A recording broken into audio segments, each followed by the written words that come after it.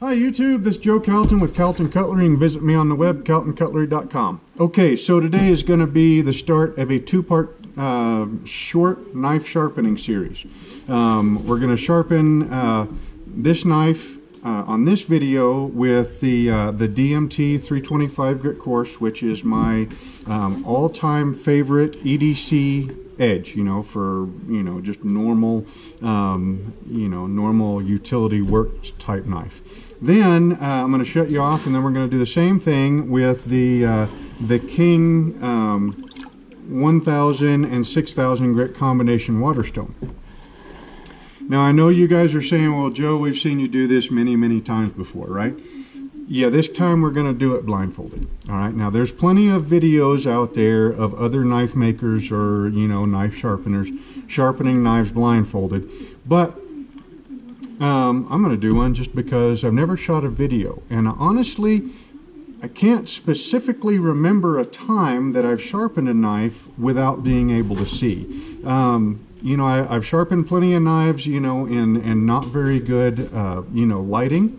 Now that I'm getting a little bit older, I think the next time I go get my eyes checked, I'm probably going to end up having to get glasses because, I'm getting a little bit older. My eyes are, not quite what they used to be.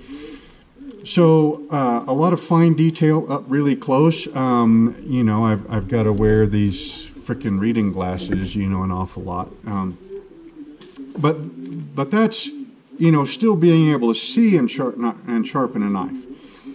I've got a customer who's, he just bought a straight razor from me, and he says he's blind. It's pretty impressive if you stop and think about it for a little bit. I mean, lots of guys don't even want to shave with a straight razor if they can see very well.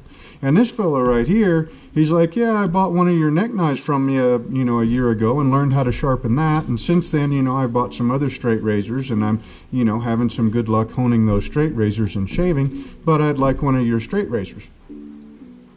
Is that not just refreshing as can be, right? I mean, everybody loves success stories, and even as a small of a deal as that is, I mean, the guy's not changing the world or nothing, but he's sharpening knives, using knives, shaving with a straight razor, and honing a straight razor without the being able to see. So we were talking a little bit about through the email about sharpening techniques and changing them based on not being able to see what you were doing. And I told him, I said, well, I'll just do it. And then as I'm doing it, I'll talk about, what I'm feeling, what I'm referencing angles off of, that sort of stuff, and maybe help him take his sharpening to the next level. So we've got a sip of coffee first.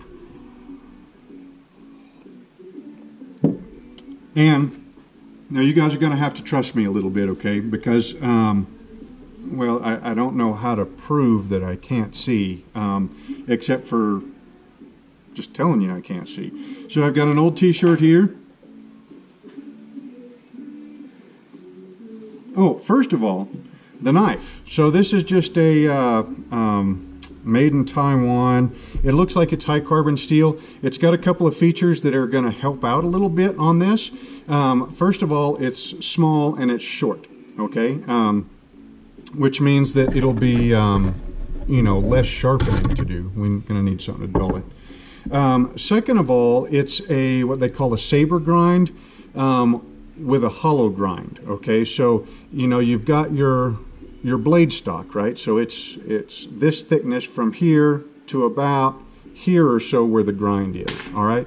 So this is completely blade thickness. There's no taper to it. And then from here to the edge, it was ground on a hollow grind, on a wheel. So there is a little bit of a hollow grind there. So I'm going to have 3 angles that I can reference by feel on this blade. One is going to be when I lay it flat on the stone, I'll be able to feel that. Then as I raise it up, I'll be able to feel the grind on the stone. And then I may or may not be able to feel the actual edge angle on the stone. Okay? So that'll help out quite a bit. So now, and then I've just got the, an old DMT 325 continuous that I have used quite a bit, and it's a little on the smooth side. Okay, so I got my stone in front of me, I got my knife, and I've got the stone that I'm going to use to dull the edge. Okay,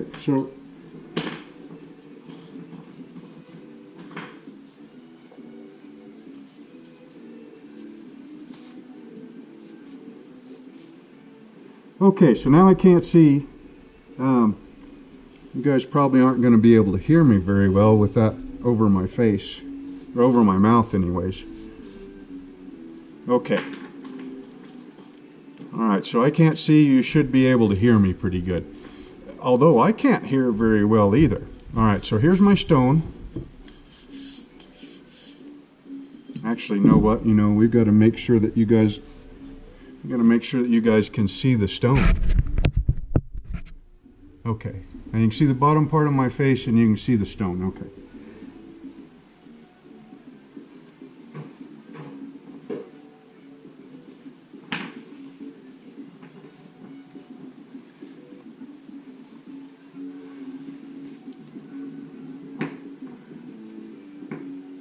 Okay, again, I can't see, and my mouth's open, so you guys should be able to hear me. I can't even see when I open my eyes up at all. Okay, and I can hear a little bit better this time. Oh, that'll be handy. Okay, so I got my stone here. I got my knife here. That's the spine. And then I've got my dulling stone here. This is just a chunk of Norton crystalline. Okay, so that edge is already fairly sharp. And we need to take that out. Now here, my hands aren't really going, they're not spread apart very much, so I can still reference them pretty well because they're close together. When I'm coming up to the tip, my thumb is on the spine of the blade, and my hand is holding this stone because it's a short stone. So I'm able to, to catch parts of it. Okay.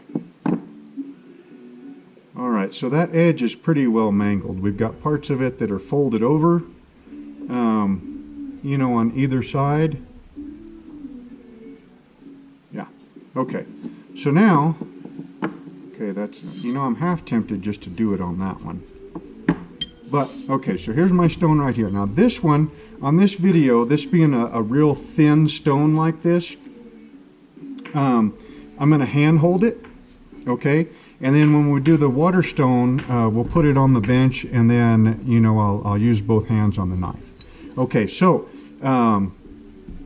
with the knife being in my hand flat, it's going to be kind of wild because I typically tend to curl my fingers up, so that the stone doesn't move on my hand very much. And I'm going to have to watch that because I can't see the edge, all right? Okay, so there's the knife. Got my thumb rolling across it. Okay, so the knife's laying flat on the stone. Remember, on the stock, the thin portion that hasn't been ground. Okay, if I rotate my finger over, okay, now I'm on the blade bevel. Okay, where the grinding wheel, made our bevels. So I know that I've got to go higher than that. Okay, so what I'm doing here is I can feel with my thumb. Okay, so if my my index finger is on the blade, my middle ring and pinky finger are on the handle. Now my thumb, right now it's laying flat on the surface of the stone, but I'm going to turn it to the side so that I can kind of feel the spine with like the center of my thumb, and then the edge of my thumb, the left edge in this case, because I'm holding the knife in my right hand, the left edge of my right thumb is on the surface of the stone. So if it's on the surface of the stone and then the center of my thumb, I can feel where the spine of the blade is. Okay, and that's going to help me kind of establish my angle. Okay, now the rest of this, I can kind of reference, because my left hand is holding the stone, my right hand is holding the knife with my index finger on the surface of the blade. So I get a good reference there, and my thumb hitting hitting the edge of the stone. Okay, and I'm probably not holding the exact right angle, but I don't, honestly, as long as the thing gets sharp, I don't care. So my first motion there was just scrubbing back and forth, either forward like this, straight forward and back, or kind of, at an angle. Oh, slipped off almost. I poked my ring finger on my left hand. I don't know if I cut it or not. But I can, make individual strokes, and they feel good and controlled and everything, like I'm maintaining a good angle. Okay, so now I've worked quite a bit on one side, so now I'll check for a burr on the other side, and I feel it in places. Now I really mangled that edge up. So now let's work on the opposite side of the blade to bring, to work on that side to establish a burr there. Okay, so here I've got the edge coming towards me, and I've got my thumb on the flat of the blade, and my other 4 fingers are wrapped around the handle, and my index finger, the side of my finger is contacting the stone. Oh, and of course the timer goes off. Let's turn that off. Okay.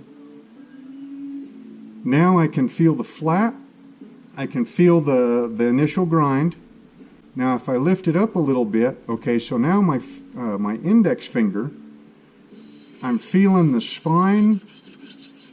Okay, so I got my index finger kind of a little bit over the front edge of the handle, and it is contacting the spine, but it's not laying at a 90-degree angle on the spine. It's laying at a 45-degree angle on the spine-ish, something like that. And between that and being able to feel, again, I'm hand holding the stone, so I can feel I know in space where the surface of the stone is because it's riding right on top of my other hand. I got my thumb tucked behind the stone pretty well, I think, so it won't get cut.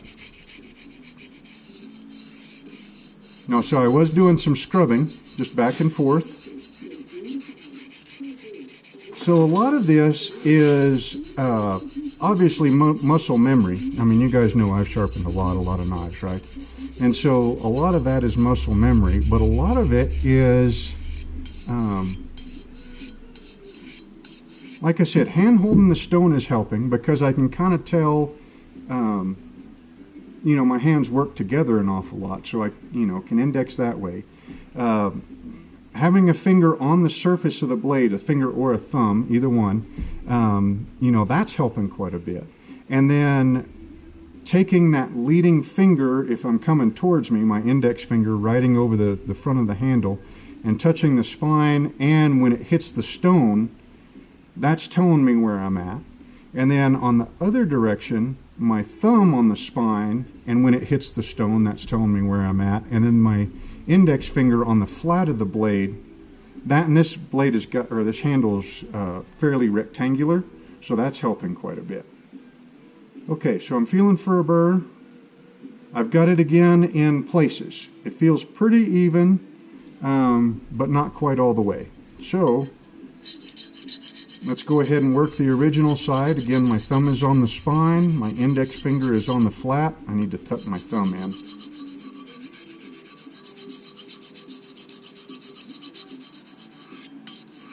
Now, right there, I heard the pitch of that sound. The pitch changed, and it told me that I had the burr all the way across, and I do.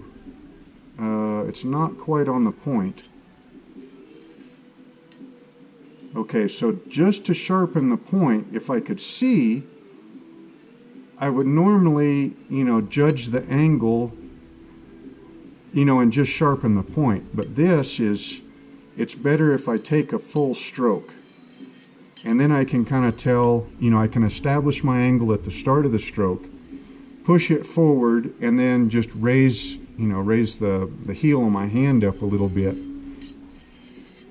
and get that tip.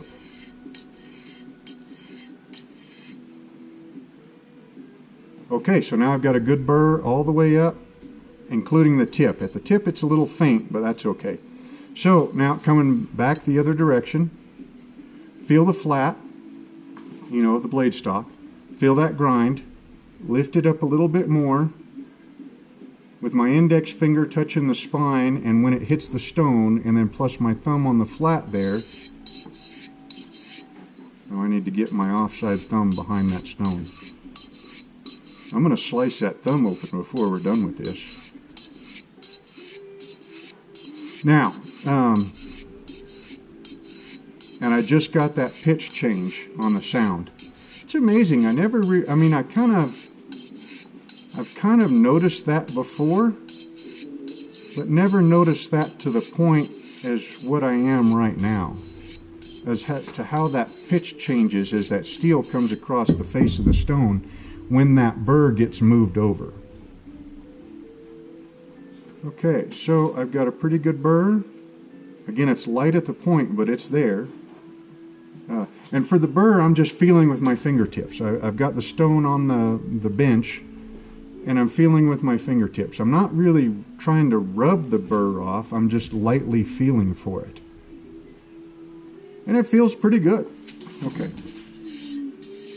So now let's wipe the stone off to get rid of some steel and trash that's on the surface of the stone. Okay, that's the spine because it's not cutting me. Okay, so now we're going to go ahead and lighten the burr up.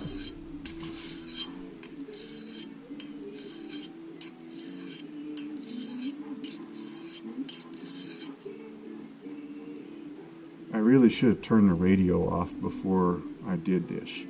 Now the burr moved over. I had no idea that I was going to be... they say when you take one sense away, hearing, sight,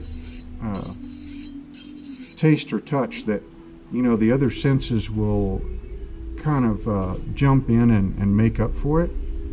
And it's really happening here. I mean, my hands are feeling everything just the same as they normally would, but my hearing...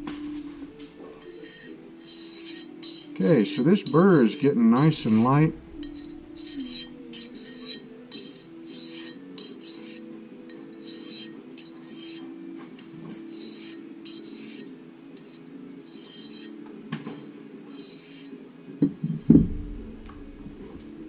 And I can feel with my thumb. Okay, so now here's another thing. When I'm feeling for that burr, right? Now, I work with my hands. A lot of heat, a lot of abrasive, and so my fingertips are usually, pretty beat up and pretty calloused. On the pad of my thumb, I have a hard time feeling that burr. Now, granted, this is a light burr now, but if I come down to the first joint, between that first joint and the pad of my thumb there, that portion of the skin isn't quite as beat up as the rest of it, and I can feel that burr quite a bit easier. And it's the same way on my fingertips. So on my very, very fingertips, I can feel it, but if I go between that crease of that joint and the pad, boy, I can feel it a whole lot better there. And it's just barely there, which means that we've got it, prepped pretty good. Now at this point, I typically take the stone and I wipe it on my jeans, and what that does is it really gets the steel particles and the possible stone particles and any of the trash that's on the surface of the steel. It kind of gets rid of it. Now that knife is pretty sharp right now, so okay, so there's the spine. So now what I need to do is, first I establish the burr on one side, and then establish it on the other side. Then I worked it back and forth to kind of weaken it up, and then I really lightened my pressure up, working it back and forth to get that burr, you know, to the point where it's just kind of barely hanging on. Now, since this is a diamond stone, and diamond stones don't really release particles like oil or a water stone will, like a man-made oil stone or water stone will. And so their abrasive is more tightly attached to the surface of the stone, you know, the plate. And because diamonds are so sharp that they cut really aggressively with very little pressure, they lend themselves very well to a microbevel. There goes my other alarm. I need to shut the kiln off here. Or, yeah, shut the kiln off pretty soon. So a microbevel works best to get rid of any remaining burr and to give you a microbevel that gives you a little bit longer lasting edge.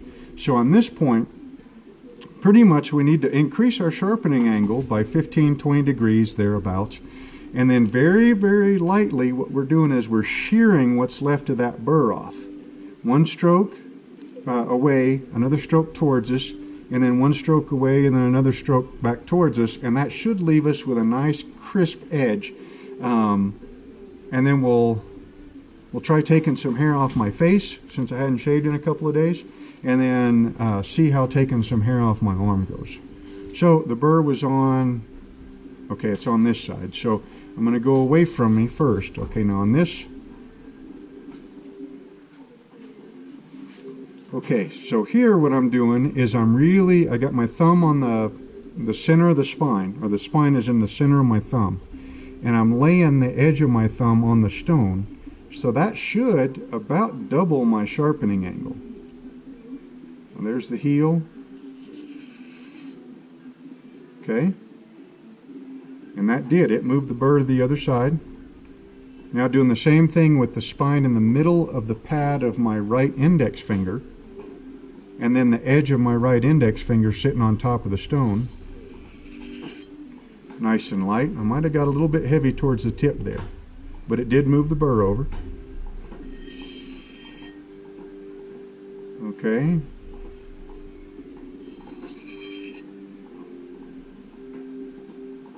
Feel just a little bit of burr on the... Okay. All right, I don't feel a burr on either side, so let's try the arm first. Now, if you still have any burr left over, you'll be able to shave on one side, and then you won't be able to shave on the other side. So we'll shave on both sides here. Oh, wow.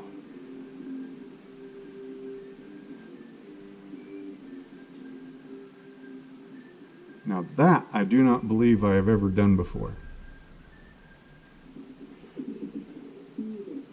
Okay, so I could feel the edge grabbing and then separating the hairs off my forearm. And then I can feel the hairs in between my fingertips. Just barely, because like I said, my fingers are pretty beat up right now. I mean, more so than normal.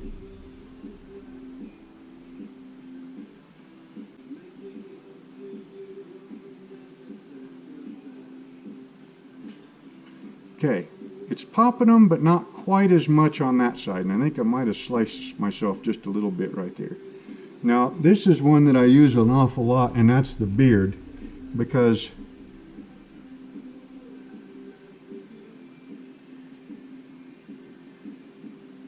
it's a coarser hair and you can feel it quite a bit easier than the arm hair. That, and you know, I mean, you got to shave your face, you know, once a week or so anyway. You know, so that's okay. Whereas your arms, sometimes people look at you really funny when you don't have any arm hair. So it's catching on this side.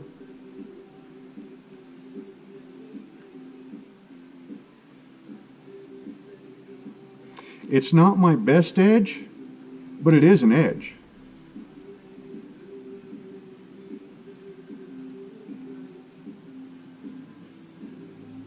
Yeah, it is absolutely...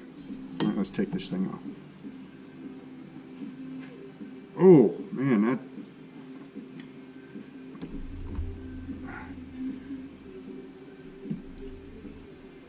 That's kind of like that moment when you screw a light bulb in, you know, you're always looking at the light bulb when you screw it in, and then it comes on and then it blinds you. Okay, so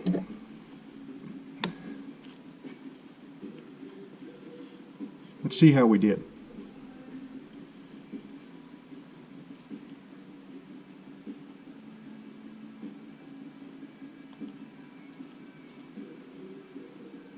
You know, that's a pretty dang good edge for not being able to.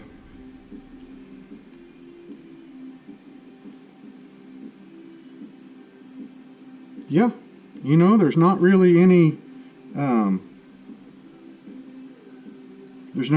spots that I missed.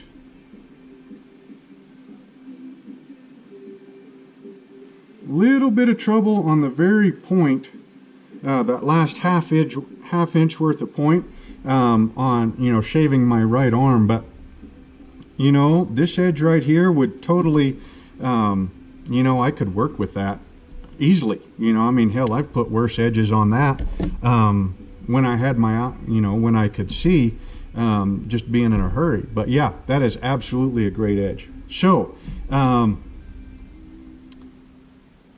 my big takeaways on this is that I definitely should have killed the radio before I started. I had no idea how much my hearing, and I don't even hear all that great. You know, I could definitely hear the pitch of the stone, or the steel on the stone, changed when the burr moved over. That's right, hang on just a second.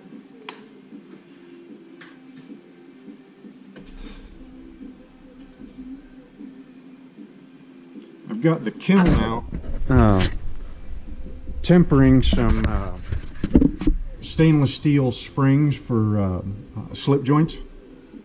Where was I? Yeah, turn the radio off.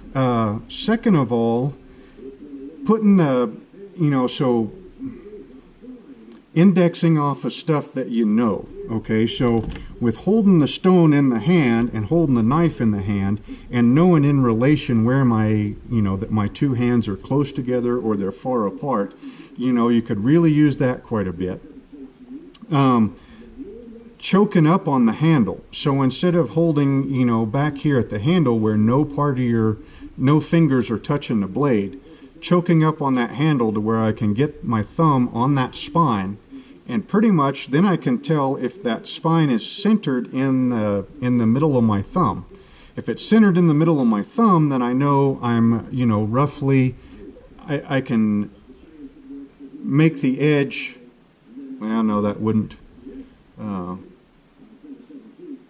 Well, so centered in the middle of my thumb, and then when I put it on my index finger, I could kind